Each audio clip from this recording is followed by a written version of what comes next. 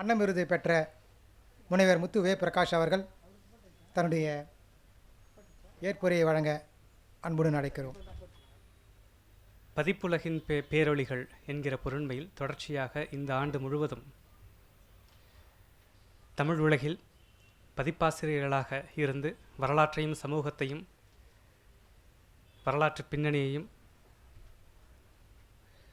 ஒவ்வொரு பொருளையும் விடாமல் தேடி கண்டடைந்து நமக்கு தந்தளித்த பதிப்பாளர்கள் பற்றி உரையாடுவதற்காக இந்த இலக்கிய வீதி அமைப்பு முடிவு செய்து இரண்டாவது நிகழ்வாக மாவி ராமானுஜாச்சாரியார் அவர்களது பதிப்பை பற்றி இங்கு பேச முனைந்துள்ளார்கள். அதற்காக நிச்சயமாக அவர்களுக்கு நன்றிகளும் வாழ்த்துகளும் மகிழ்ச்சிகளும் தெரிவித்துக் கொள்கிறோம்.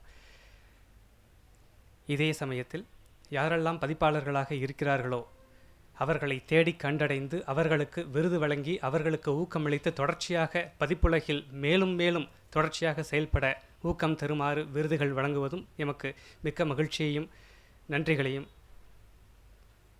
உணர வைக்கிறது. அதற்காக நன்றியும் பாராட்டுகளும் மகிழ்ச்சியும்.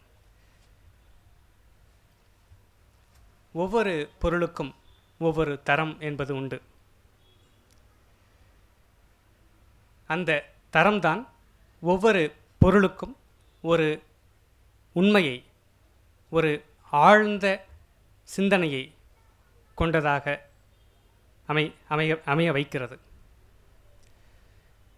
ஏன் பதிப்பாசிரியர்களை நாம் கொண்டாடுகிறோம் என்றால் பேசுகிறோம், அவர்களை பற்றி சிந்திக்கிறோம். மீண்டும் மீண்டும் ஏன் அவர்களை பற்றி நாம் கேட்கிறோம் என்றால், சாதாரணமாக எடுத்துக்கொள்வோம். ஒரு 14ஆம் நூற்றாண்டு ஒரு நூலையோ அல்லது 19ஆம் நூற்றாண்டு நூலையோ, பாரதியாருடைய கவிதைகளையோ கூட நாம் எடுத்துக்கொள்ளலாம். ஒரு படைப்பு வெளியாகிறது என்றால் அது அந்த படைப்பு என்பது ஒரு எழுத்தாளரின் மனநிலை மட்டுமல்ல, அது அந்த சமூகத்தின் வெளிப்பாடு. அந்த சமூகத்தின் உட்கடையாக இருக்கின்ற பொருளை, சிந்தனை அமைப்பை, சிந்தனை முறையை அந்த நூல் உட்கொண்டு இருக்கிறது. 21ஆம் நூற்றாண்டில் நாம் இன்று பயணப்பட்டு கொண்டிருக்கிறோம். 21ஆம் நூற்றாண்டில் நாம் ஒரு நூலை, நாம் பின்னோக்கி இருக்கிற நூலை நாம் இன்று 14ஆம் நூற்றாண்டு நூலையோ அல்லது 2000 ஆண்டுகளுக்கு முன் இருக்கின்ற நூலையோ நாம் இன்று படிக்கிற பொழுது அதை எப்படி புரிந்து கொள்வது என்பதை, அந்த இடைவெளியை யார் நிரப்புகிறார்கள் என்றால் பதிப்பாசிரியர்கள் தான் நிரப்புகிறார்கள்.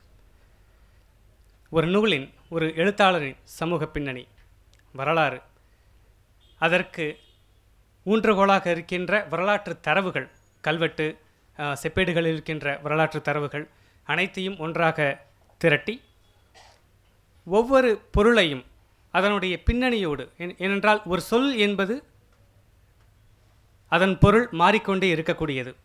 ஒரு குறிப்பிட்ட காலத்தில் இருக்கின்ற சொல் பின்னே மாறும். அப்பொழுது ஒரு குறிப்பிட்ட காலத்தில் எழுதிய ஒரு நூல், ஒரு குறிப்பிட்ட பொருளில் எழுதப்பட்ட நூலை, அதன் உண்மையை தேடி கண்டடையும் பொறுப்பை பதிப்பாசிரியர்கள் ஏற்றுக்கொள்கிறார்கள். அதற்காக அவர்கள் படும் பாடு நிறைய. அந்த பாடுகள் முழுவதும் ஒரு நூலாக வெளிவரும் பொழுது அவர்கள் அதை ஒரு சேயாக அவர்கள் பார்க்கிறார்கள். அந்த நூல் எந்த காலத்தில் எழுதப்பட்டதோ, எந்த சூழலில் எழுதப்பட்டதோ, எந்த சமூகத்தை பற்றி பேசுகிறதோ, எந்த வரலாற்றை பின்னணியாக கொண்டுள்ளதோ அவை அனைத்தையும் திரட்டி, அவை அனைத்தின் உண்மையையும் திரட்டி, அதன் பின்னணியிலிருந்து அவை அனைத்தையும், அது தத்துவமாக இருக்கட்டும் அல்லது ஒரு இலக்கிய படைப்பாக இருக்கட்டும், ஒரு வரலாற்று படைப்பாக இருக்கட்டும், அது எந்த விதமான படைப்பாக இருக்கட்டும், ஆனால் பதிப்பாசிரியர்கள் உண்மையை தேடுகிறார்கள். அது எந்த சூழலில் எழுதப்பட்டது, அதன் பின்னணி என்ன, அதன் வரலாற்று பின்னணி என்ன, ஏன் ஒரு நூல் எழுதப்பட வேண்டும், அது இலக்கணமாக இருக்கட்டும், அந்த நூல் ஏன் எழுதப்பட வேண்டும், அதற்கான தேவை என்ன என்பதை கண்டடைந்து அதற்காக அவர்கள் பயணப்படுகிறார்கள்.